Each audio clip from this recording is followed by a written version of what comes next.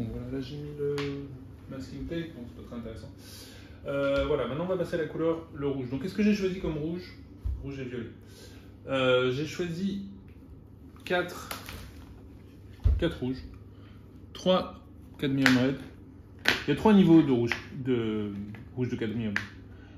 C'est à base de cadmium et puis après il y a un traitement chimique différent qui donne des couleurs différentes. C'est un rouge extrêmement saturé. Donc toujours, déjà le rouge, il ne faut pas en mettre beaucoup parce qu'il est très puissant.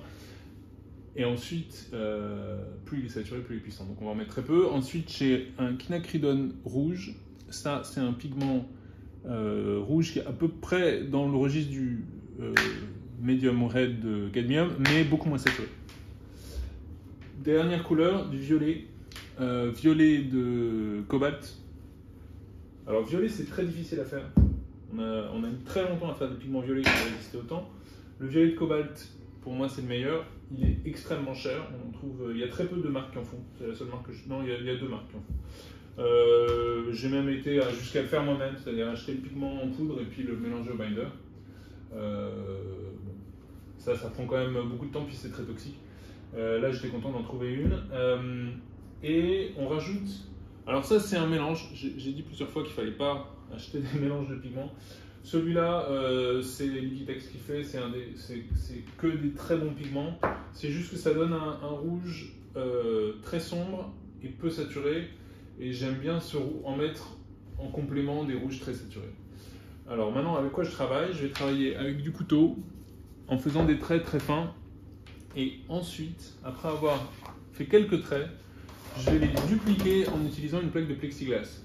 La technique, ça consiste à faire le trait, poser la plaque, en gros imprimer sur la plaque, la décaler un peu et refaire les traits à plusieurs endroits.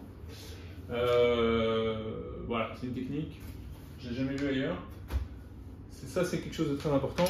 Si vous voulez faire des tableaux nouveaux, utilisez des outils nouveaux. C'est Solange qui disait ça, on ne va pas faire de l'innovation avec des outils qu'on utilise depuis 5 siècles. C'est pour ça que moi je trouve très utile et très enrichissant d'essayer d'inventer ses propres outils. Le Catalyst, qui est un outil de modelage de carrosserie par exemple, je trouve très utile. Bon, ça c'est pas moi qui ai eu l'idée. Le plexiglas, je pense que je suis pas le seul à le faire, j'ai juste vu personne le faire, pour dupliquer un pattern qu'on veut faire mais sans le faire au pinceau. Le problème du pinceau, c'est qu'il y a quand même une taille minimum d'un trait de pinceau. Avec un trait qui est fait au couteau, on peut arriver à des tailles très fines, et en plus, comme on le duplique avec le plexiglas, bah, au bout d'un moment, il n'y a plus de peinture sur le plexiglas, donc ça peut faire des traits extrêmement fins, et c'est justement ça que j'essaie de faire dans celle-là. Voilà, je vais le faire avec un timelapse pour ne pas perdre trop de temps.